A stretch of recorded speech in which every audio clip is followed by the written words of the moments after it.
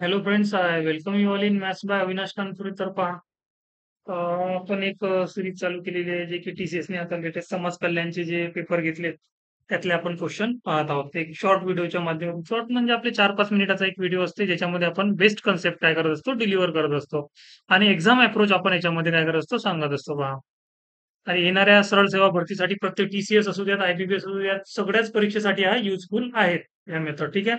Sapna invested 22,500 on simple interest. पहा, simple इंटरेस्टवर एक amount आहे, म्हणजे प्रिन्सिपल आहे. टोटल किती आहे? 22,500 रुपये. एवढे सिंपल इंटरेस्टने तिने इन्व्हेस्ट केले, पण तिने डायरेक्ट इन्व्हेस्ट नाही केले. कसे केले?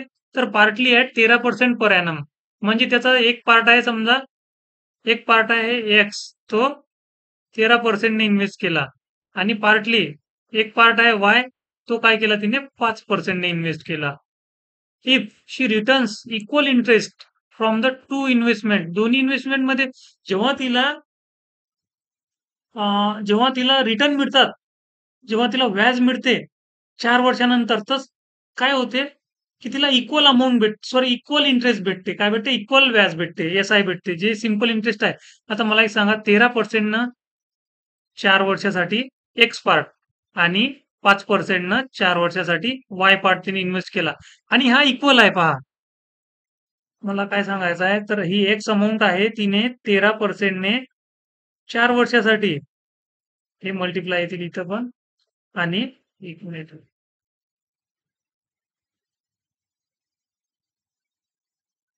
हे 13% किती? 4 वर्षासाठी.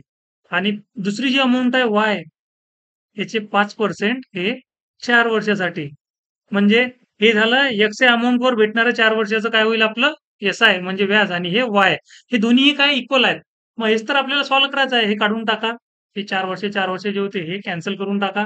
आणि आता आपल्याकडे इथं होतील हे टक्के, आणि हे टक्के कॅन्सल होतील. म्हणजे हे होतील आपल्याला 13x बरोबर 5y. म्हणजे एक्स बाय वाय बरोबर किती येतील आपल्याकडे? 513. हे लक्षात घ्या. हे एवढं सगळं लिहायची गरज नाही आहे. हे सरळ सरळ आपण इथं पाहता बरोबरच आपण याला क्रॉस करू शकतो. म्हणजे एक्स ची व्हॅल्यू इथं, हे जर अमाऊंट एक्स असेल तर एक्स ची व्हॅल्यू येईल 5 आणि वाय ची व्हॅल्यू येईल आपली 13. असं आपण करू शकतो. हे प्रॅक्टिस नंतर होईल. ठीक आहे. तर पाहूयात आपण. इथं आपल्याला 5 आणि 13 हे काय झाला? हा भाग झाला. म्हणजे एक्स एक्स हा पार्ट किती आहे? 5 आहे, आणि वाय हा पार्ट किती आहे? 13 आहे. 5 आणि 13 18. तर 18ची व्हॅल्यू, 18 युनिटची व्हॅल्यू आपल्याला दिलेली आहे 22,500.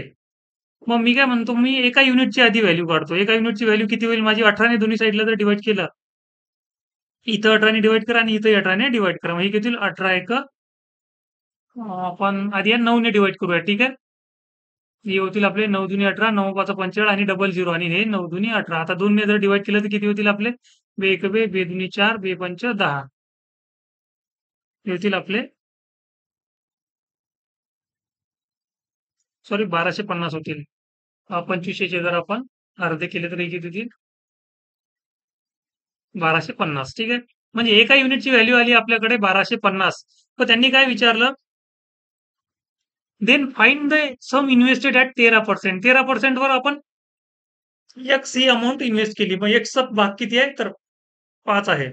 मग याला 5 ने मल्टिप्लाय करा. ह्या 1 आहे, याला 5 ने मल्टिप्लाय केलं. यालाही 5 न काय करावं लागेल? मल्टिप्लाय करावं लागेल. 5 ने मल्टिप्लाय केलं तर 12 पंचे 60 आणि 5 5 25. म्हणजे 6,250 आपले येतील. 13% ने त्याने काय केलं? जो एक्स पार्ट इन्व्हेस्ट केला होता, त्याची व्हॅल्यू किती आपली? 6,250, आणि हेच आपला आन्सर आहे. आता त्यांनी जर विचारलं असतं आपल्याला, त्यांनी जर विचारलं असतं की 5% ने किती अमाउंट इन्व्हेस्ट केली, तर 5% ने मला एक सांगा, एका युनिटची व्हॅल्यू आपली किती आहे?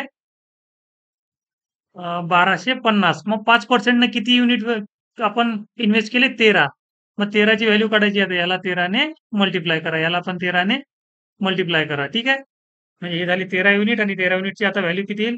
हे 0, 13 पंच 65 ची 5, हातचे आले 6, 13 दुनी 26 आणि 6 32 ची 2, हातचे आले 3, 13 एका 13, 13 आणि 3 16, 16,250 आली.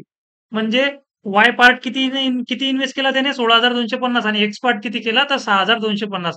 या दोघांची बेरीज करून पाहिलं आपण, तर आपल्याला किती मिळणार आहे? 22,500 मिळणार आहे. करून पाहूयात आपण बेरीज. 16,250 मध्ये आपण 6,250 जर इन्व्हेस्ट ऍड केले तर हे 500 आणि 16 आणि 4 किती झाले आपले 22. 22,500 ही टोटल आलेली आहे आपली. ठीक आहे. तर अशा प्रकारे तुम्ही या क्वेश्चनला सॉल्व्ह करू शकता. एक्झाम मध्ये हे एवढं लिहायची गरज नाही. एवढं लांब लांब लिहायची काही गरज नाहीये. हे पण लिहायची गरज नाहीये. सरळ सरळ आपण काय करू शकतो, आपल्याला